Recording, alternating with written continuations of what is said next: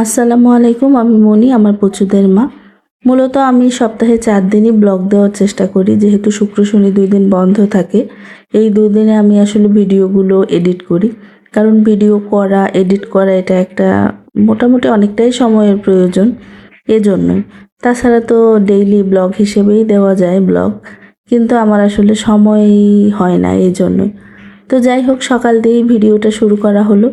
চা আমাদের সবারই ভীষণ পছন্দ, কিন্তু আমরা আসলে নিয়মিত চা খাই না। তো ট্যাবলেট ক্যাপসুলকেও আজকে একটু চা দিছিলাম, যদিও ওদেরকে বেশিরভাগ হরলিক্স দুধ এটাই দিই। তো আজকে ওদেরকেও একটু দিছিলাম, ওদেরও চা ভীষণ পছন্দ। তো বাড়ি থেকে ওই যে একটা কাঁঠাল নিয়ে আসছিল, আমার চাচি শাশুড়ি দিছিল, সেই কাঁঠালটাই আসলে এখানে একটু খাচ্ছি। আজকে কাঁঠাল দিয়ে পান্তা দিয়েও খাবো। আমাদের এলাকায় পান্তা ভাত দিয়ে কাঁঠাল খায়, মানে অনেক মজার একটা খাবার। ছোটোবেলায় খাইছি, অনেক বছর আসলে খাওয়া হয় না। তো আজকে হঠাৎ মনে হলো খাই।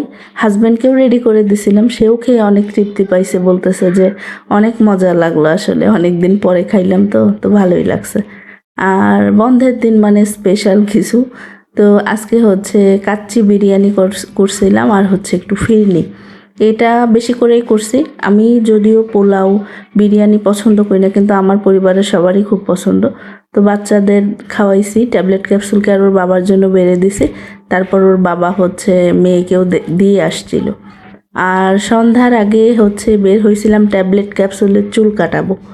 তো চুল কাটাতে গিয়ে ওর বাবা আবার বলতেছে চলো একটু নদীর পাড় থেকে আগে বাচ্চাদেরকে ঘুরাই নিয়ে আসি, তারপরে চুল কাটাবো। তো এই যে নদীর পাড়ে গিয়ে দুইজনকে ছেড়ে দিছিলাম, বেশিক্ষণ না, 5-7 মিনিটের মতো ছিলাম।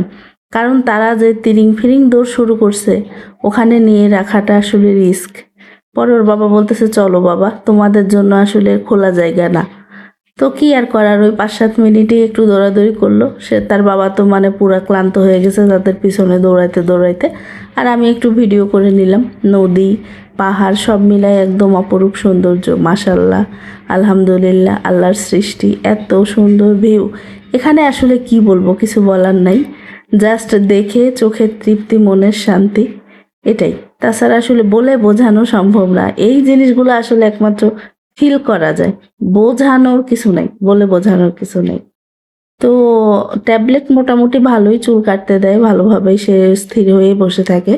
কিন্তু ক্যাপসুলকে নিয়ে যে কি কষ্ট, মানে আমি চুল কাটার আর কোনো ভিডিও টিডিও কিচ্ছু করতে পারি নাই। আমি আমার হাজবেন্ড, একটা লোক ছিল, সেও মানে সে বাইরের মানুষ, সে পর্যন্ত ধরে পড়ে ক্যাপসুলের চুল কাটা হয়েছে। যে এখানে 3জন কাস্টমার বসে আছে, ওনাকে চিনি না, তবে উনিও একজন কাস্টমার, ওনার সিরিয়াল আগে, তারপরে হচ্ছে ট্যাবলেট ক্যাপসুলের সিরিয়াল। এখন বসে আছি, ওয়েট করতেছি কখন তাদের চুল কাটা হবে, কারণ অলরেডি একজন কাস্টমারের চুল কাটানো হচ্ছে।